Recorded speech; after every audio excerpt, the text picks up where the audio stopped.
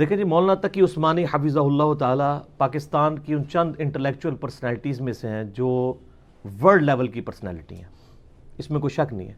حالانکہ میں کئی معاملات میں ان سے شدید اختلاف رکھتا ہوں، اس کے باوجود ان کی جو علمی خدمات ہیں، بالخصوص جو اسلامک بینکنگ کے اوپر انہوں نے ورکنگ کی ہے، اور پاکستان میں اس وقت یہ جو اسلامک بینکنگ کا ایک ننھا سا پودا آپ کو نظر آ رہا ہے، اور ایک انیشیٹو ہے کہ جتنی بھی فائنانس کی ٹرمنالوجیز اسلام کے پوائنٹ آف ویو سے ان میں کہاں تک گنجائش موجود ہے، اس کے اوپر جتنی ورکنگ ہے ورلڈ لیول کے اوپر، جس کو ایڈمائر کیا گیا ہے، وہ مولانا تقی عثمانی صاحب حفظہ اللہ تعالیٰ کی ہے۔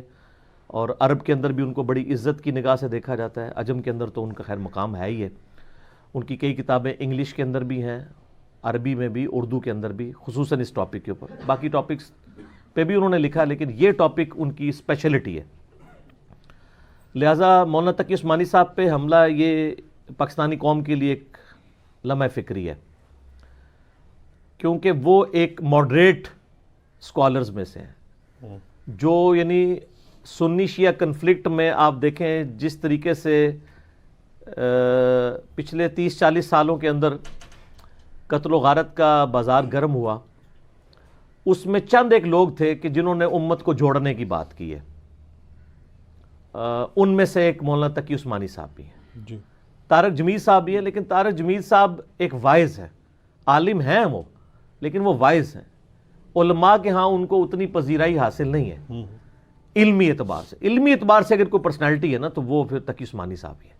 اسی لیے ان کو آپ دیکھ لیں کہ ان کو مفتی اعظم کہا جاتا ہے۔ ایون جو انڈیا کے دیوبندی ہیں وہ بھی ان کو مفتی اعظم کہتے ہیں۔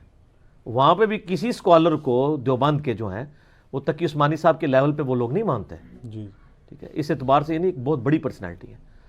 یعنی ایک تو ان کے بچ جانے کی خوشی تو الگ سے ہے، مجھے ایک قیمتی شخصیت ہے۔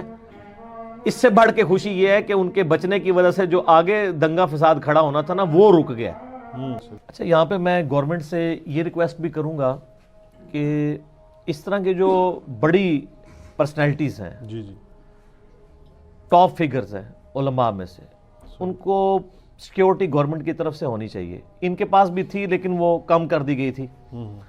تو اس طرح کے جتنے بڑے علماء ہیں ان کی سیکیورٹی کا بندوبست ہونا چاہیے۔ جہاں آپ نے دنیا دار سیاستدانوں کو اتنی سیکیورٹیاں دی ہوئی ہیں بالکل، کہ جن کے مرنے کے بعد ان کے محلے والے بھی ان کا جنازہ صرف منہ رکھنے کے لیے پڑھیں گے، دلی لگاؤ کسی کے ساتھ بھی نہیں ہے، اور بغیر وضو کے بھی پڑھ لیں گے۔